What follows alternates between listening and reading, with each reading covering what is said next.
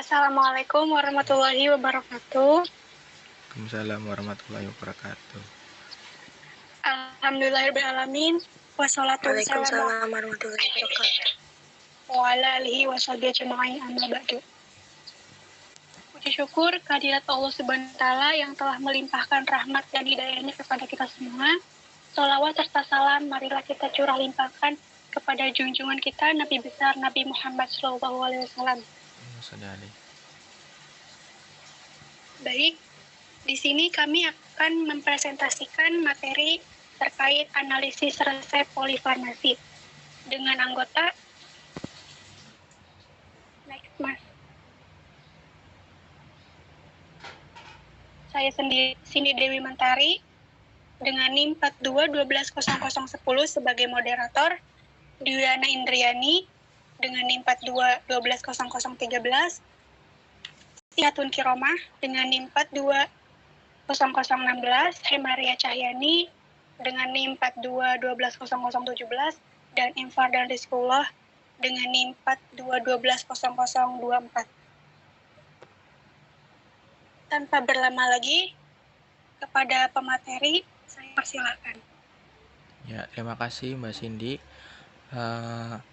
Ya, di sini saya akan melanjutkan terkait analisis resep polifarmasi, di mana di sini dicontohkan ada dua resep. Untuk resep pertama yaitu untuk poli jantung, untuk resep poli jantung. Yang kedua ada resep untuk polisyaraf. Ya, untuk selanjutnya ada screening dari masing-masing resep yang saya bacakan nanti. Untuk screening resep 1 dengan komponen obatnya apa saja. Ya, di sini untuk screeningnya dari asal-usul resepnya, yang pertama dari Dr. Nisa Kurnia R, yang kedua ada alamat dokternya. Untuk alamat dokter pada resep poli jantung ini tidak ada. Untuk SIP dokter ada. Untuk tanda tangan atau paraf dokternya untuk resep ini tidak ada. Tanggal penulisan pada resep poli jantung ini yaitu 15 Maret 2022. Untuk polinya yaitu jantung.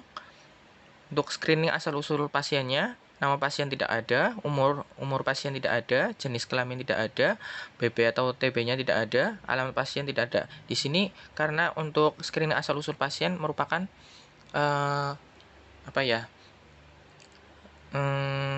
hal yang tidak etis ya untuk dicantumkan nama pasiennya, begitu.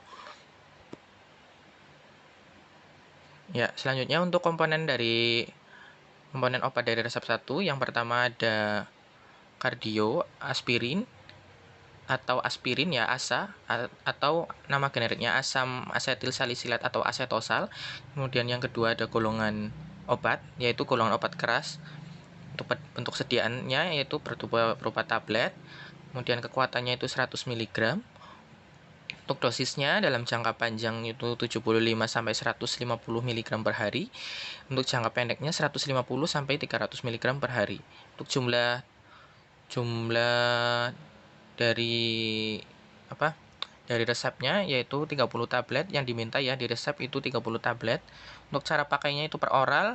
Aturan pakai pada di resepnya itu Signa 1 dedi 1, berarti tandai 1 kali sehari untuk pemakaiannya. Untuk efek sampingnya pada aspirin kardio ini yaitu bronkospasme, itu mual muntah, terus kemudian pendarahan saluran cerna. Untuk mekanisme dari kardioaspirin ini bekerja dengan cara menghambat agregasi trombosit sehingga dapat menghambat pembentukan trombus atau penggumpalan darah yang terbentuk pada dinding pembuluh darah. Ya, untuk selanjutnya ada obat kandesartan dengan nama dagang Kanderin, Bloken atau Blopres. Kemudian golongan obat kandesartan ini berupa keras, bentuk sediaannya tablet dengan kekuatan ada 2 ya, yaitu 8 mg dengan 16 mg. Dosisnya itu sehari 4 mg per hari. Untuk jumlah yang diminta di resep yaitu 30 tablet. Untuk cara pakainya per oral dan aturan pakai pada resep itu 1 kali sehari, tandai 1 kali sehari. Untuk efek sampingnya yaitu sakit kepala, nyeri punggung, pusing, batuk, bersin, maupun hidung tersumbat. Untuk mekanisme ini bekerja dengan cara menghambat reseptor angiotensin 2.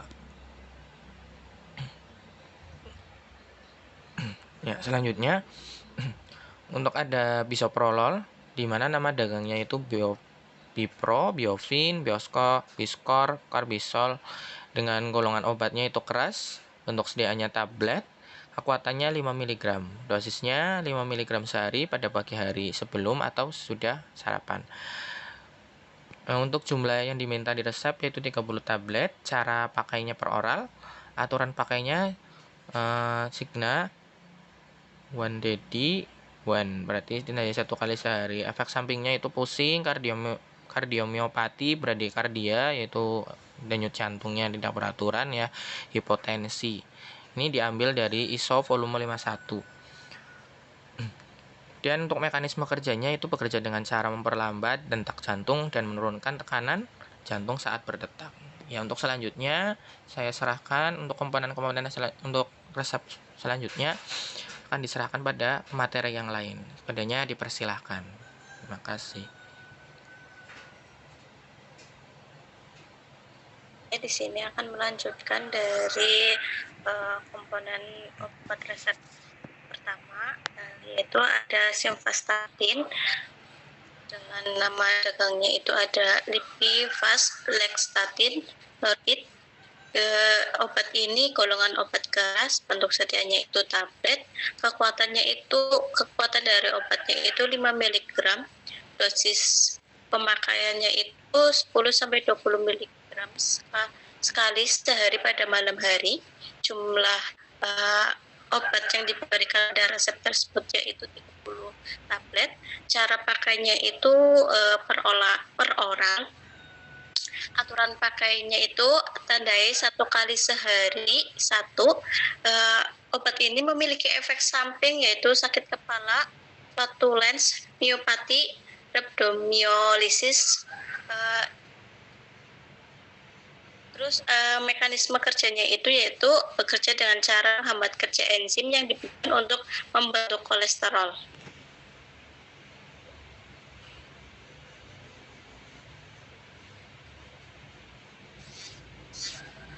Untuk komponen obat yang selanjutnya pada resep 1 itu ada furosemida dengan nama dagangnya itu ada Diovar, Varsik, Lasik, Furesik.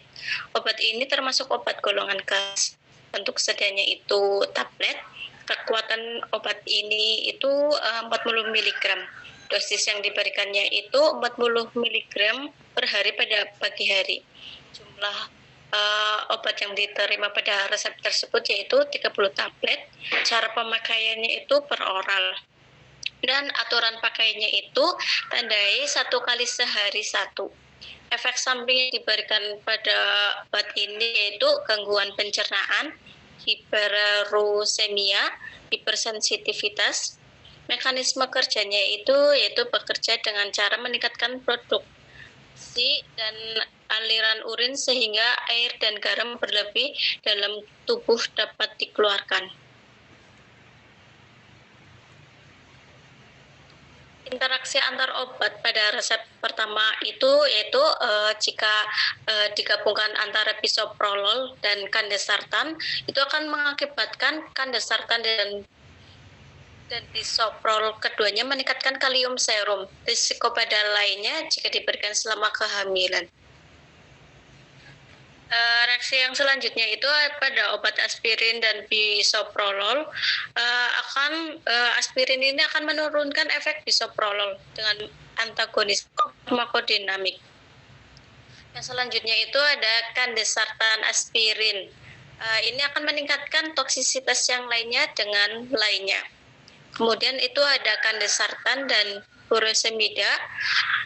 Di kandesartan ini akan meningkatkan dan furosemida akan menurunkan kalium serum. Selanjutnya itu ada aspirin dengan furosemida. Pada aspirin ini akan meningkatkan dan furosemida akan menurunkan kalium serum.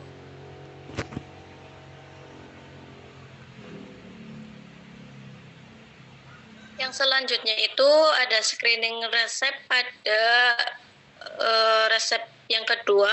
Resep ini yaitu resep polisyarap.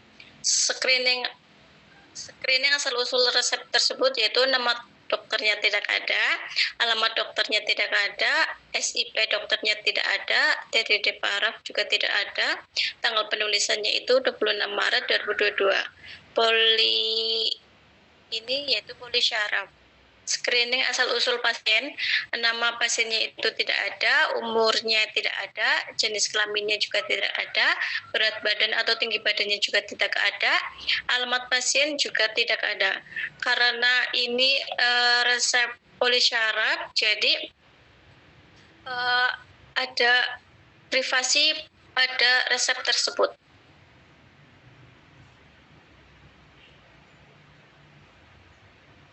Yang selanjutnya itu ada komponen obat resep yang kedua, yaitu ada Candesartan dengan nama dagangnya itu ada Canderin, Blocan, Blopers.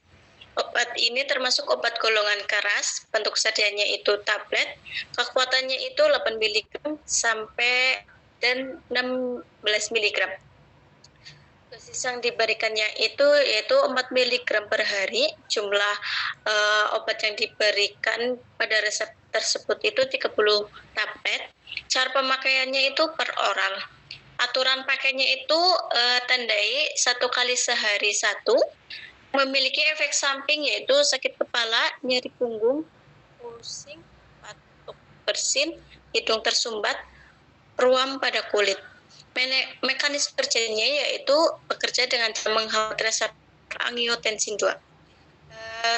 Saya serahkan kepada pemateri selanjutnya. Baik, di sini saya akan melanjutkan menjelaskan tentang komponen resep 2.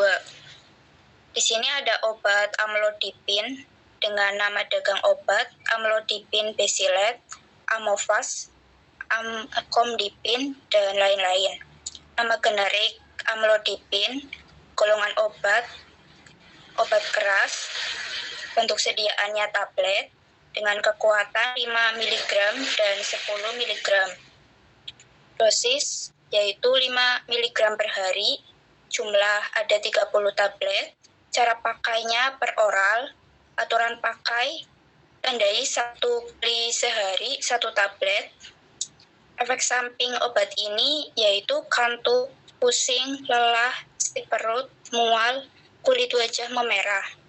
Mekanisme kerja amlodipin bekerja dengan cara memaskan otot pembuluh darah sehingga akan melebar dan darah dapat mengalir dengan lancar.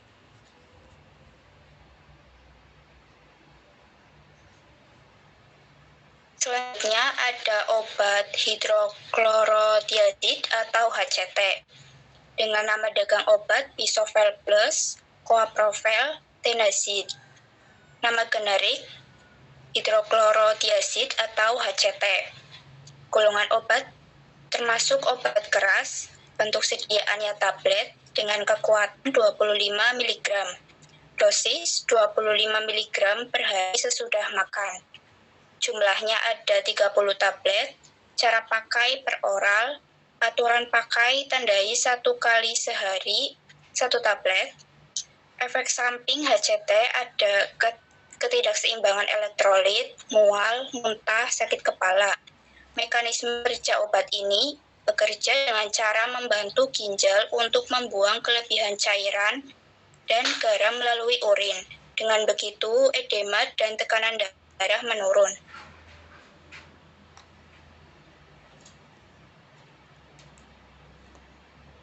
Selanjutnya ada obat penitoin dengan nama dagang obat Qutoin, penitoin sodium, dekatona.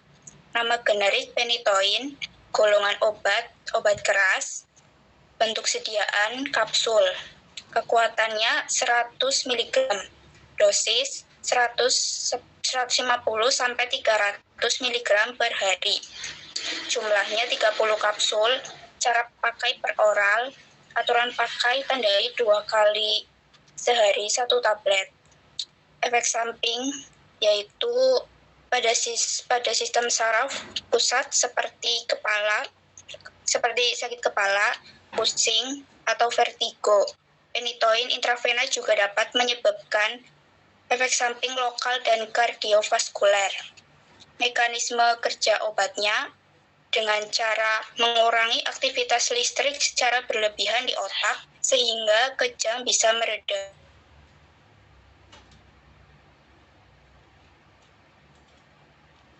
Selanjutnya ada obat mecobalamin dengan nama dagang obat Vertigo, Ertigobal, Icobal dengan nama generik mecobalamin. Golongan obat keras, bentuk sediaan kapsul, kekuatan 250 mg dan 500 mg. Dosis ada 300 sampai 1000 mg per hari sebelum atau sesudah makan. Jumlah 60 kapsul, cara pakai per oral, aturan pakai 2 kali sehari 1 tablet. Efek samping obat ini yaitu mual, muntah, diare, sakit perut, anoreksia, sakit kepala, dan reaksi hipersensitivitas misalnya ruam dan dyspnea. Mekanisme kerja obat ini yaitu vitamin larut dalam air yang berperan penting dalam pembentukan darah serta menjaga fungsi sistem saraf dan otak.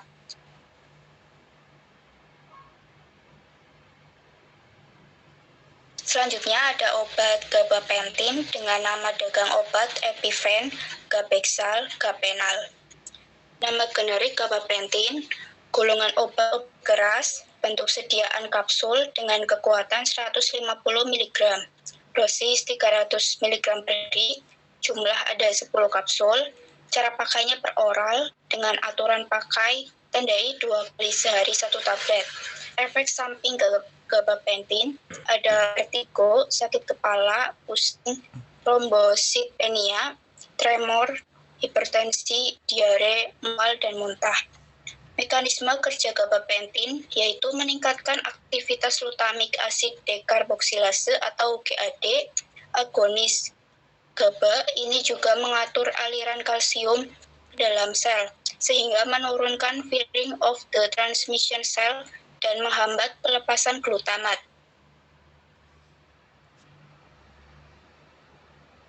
Ya, materi selanjutnya akan dijelaskan oleh pemateri selanjutnya. Terima kasih.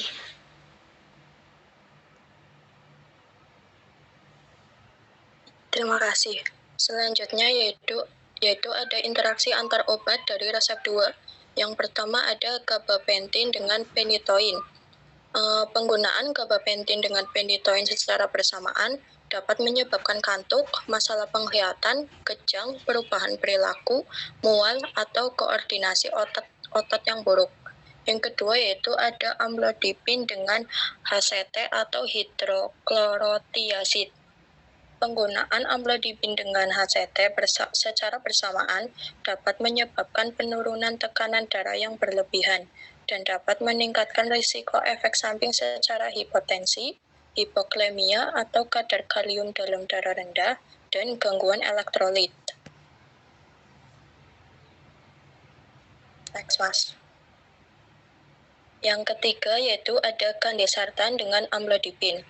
Penggunaan kandesartan dengan amlodipin secara bersamaan dapat menyebabkan penurunan tekanan darah yang berlebihan. Efek samping yang dapat terjadi meliputi sakit kepala, pusing, lelah, keringat, lelah, mual, muntah, dan gangguan pencernaan, serta menyebabkan perubahan kadar kalium dalam tubuh, terutama pada pasien yang memiliki masalah gagal ginjal atau diabetes. Yang keempat ada amlodipin dengan phenytoin.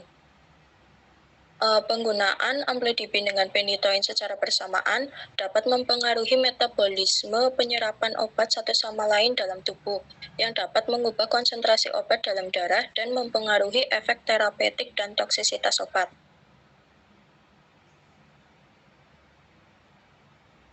Yang kelima ada kandesartan dengan HCT atau hidrokhlorotiazid. Kombinasi penggunaan kandesartan dengan HCT biasanya digunakan ketika tekanan darah pasien tidak dinonaktifkan dengan baik hanya dengan satu obat saja. Efek samping yang timbul biasanya kram otot, sakit kepala, gangguan keseimbangan elektrolit, dan hipotensi.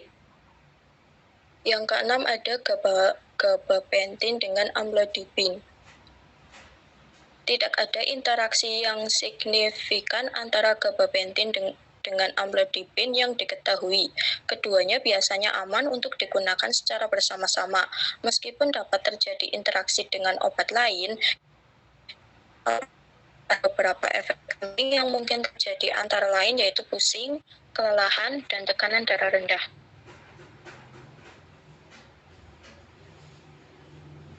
Yang ketujuh ada gabapentin dengan HCT atau hidroklorotiazid. Tidak ada interaksi yang signifikan antara kedua obat ini yaitu gabapentin dengan HCT yang diketahui. Keduanya biasanya aman untuk digunakan secara bersama-sama, meskipun dapat terjadi interaksi dengan obat lain yang digunakan oleh pasien.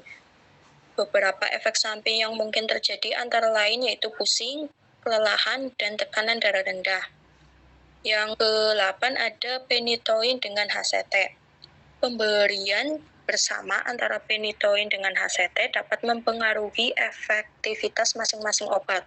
Efek samping yang biasa timbul yaitu seperti kejang, sakit kepala, mual, dan gangguan koordinasi.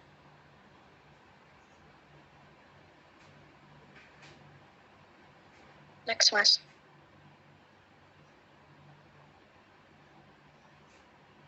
Dan yang terakhir yaitu ada mecobalamin dengan amlodipin. Tidak ada interaksi yang signifikan antara mecobalamin dengan amlodipin yang diketahui. Keduanya biasanya aman untuk digunakan secara bersama-sama, meskipun dapat terjadi interaksi dengan obat lain yang digunakan oleh pasien. Namun, ada efek samping yang mungkin terjadi antara lain yaitu pusing, sakit kepala, kelelahan, dan tekanan darah rendah. Sekian, saya lanjutkan ke moderator. Baik, terima kasih kepada para presenter yang telah memaparkan materinya dengan begitu jelas. Mungkin itu saja yang dapat kami sampaikan. Kurang lebihnya mohon maaf. Wassalamualaikum warahmatullahi wabarakatuh. Waalaikumsalam warahmatullahi wabarakatuh.